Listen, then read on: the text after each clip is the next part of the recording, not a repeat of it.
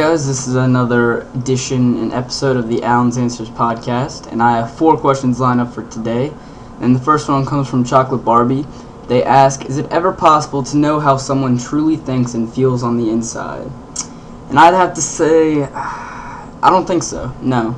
I feel like that you can infer behaviors, and throughout time you can get a better sense of how people will react to certain situations based upon their personality and just their temperament, you know.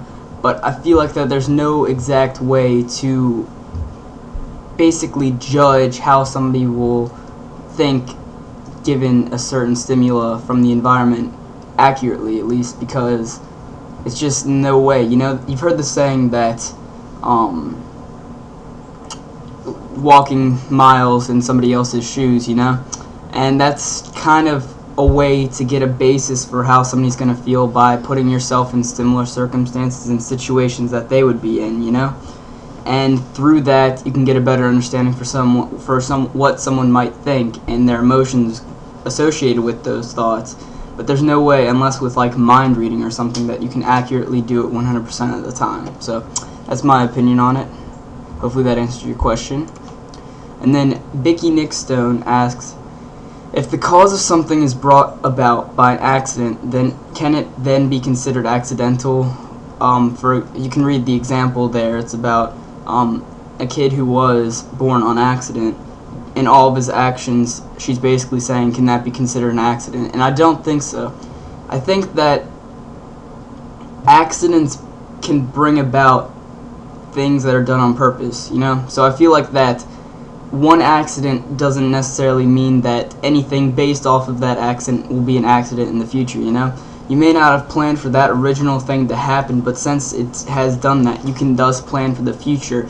And just, there's no, what I'm trying to get at is, if somebody had an unwanted child that was born by accident, then they can still further plan what their actions will be, that child's actions will be in the future. You can't plan your own actions to that point where, to accurately, so you can't judge what the future will behold by an accident. Alright, so I guess basically what I'm trying to say is, like, for instance, if you bought a pencil that you didn't realize what it was going to be doing, but it ended up being a, like, really rare and expensive treasure that you sold for millions of dollars, then whatever you bought with, would that be an accident? You know, no. You plan to use that money for certain causes and for to buy certain products and services and things like that, you know? And life brings up certain circumstances that we can't expect, but we can plan and respond to those purposefully and intentionally, and therefore those aren't accidents. And yeah, hopefully that answers your question, Vicky. And then Baguazan asks, can the truth be learned, or is it that the only real truth is that is the one we have self-realized? If we take someone else's truth, how can we be certain then that it is not false belief? And I feel like that essentially truth, this relates to the question that I asked, or that I answered earlier about truth and fact, you know? What is truth is associated by certain people's emotions, you know. What some people hold to be true, others may not. And like what you were saying there is false belief. Like, I don't know, there are certain, like religion for instance, people believe and know that other things are true while others may disagree with them, you know. You can't really prove certain things unless they are cold cut facts, concrete.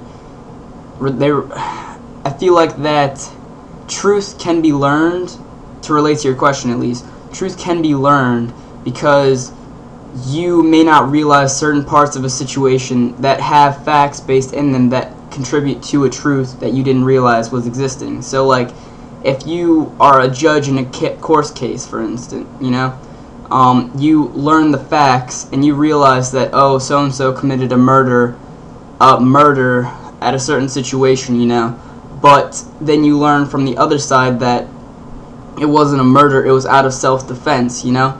That truth there can be learned, you know, by the judge. Well, it may not ever be able to be factually proven unless they have cold-cut, hard evidence, like a videotape of the person who got killed attacking the supposed murderer, you know. It can be learned in situations And as time progresses, more parts of the situation becomes realized and aware, and I feel like that, in a sense, is truth being learned. And I guess that's the best way to answer it. So hopefully that answered your question. And then Banjaran asks, is it true we can make almost anything fun if we change our attitude? How can one change his mindset? And I feel like, yes, definitely. I feel like this is actually one of the most important skills that you can learn, because it relates to motivation, and changing situations around to where you are actually motivated and having a good time to do things. Like, for instance, if you don't enjoy work, you need to consider it as if you need to either change the situation around to do something that you enjoy more, or change your mindset to actually enjoy what you didn't think you would enjoy before. Like, find an aspect of it that's enjoyable, because then that blurs the line between work and play, and then whatever you get done for work will actually be fun and enjoyable to yourself, and therefore you will create more happiness in life, and that's just a better way to live, in my opinion. So I feel like that it is true that we can do that if we just change our perspectives and our viewpoints and kind of rearrange and shift our personality to realize and look at situations differently than we may not have before, and thus we can find fun and the good out of any situation.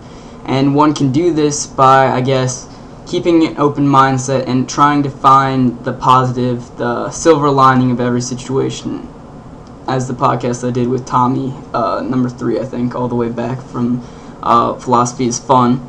And so I feel like that just the best way to change it is just to try and modify the situation or incorporate your basic interests into a situation, and then thus you will be able to kind of rearrange and, I guess, manipulate whatever you're doing to be considered fun by your own standards. It can be hard, and I can't tell you the right way to do it, because we both have different interests and we both consider different things as fun.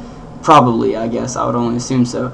But basically, you just need to keep an open mindset and try and just adapt yourself to a given situation, and just switch and completely change your perspective on it. And then that way, I think you can have the most fun out of it, and also be the most productive, be motivated to do everything, and just have a good life. And that's my opinion. I try and do that, and hopefully that answers all your guys' questions, and hopefully you'll be with us watching the next episode, and I will see you then. Bye.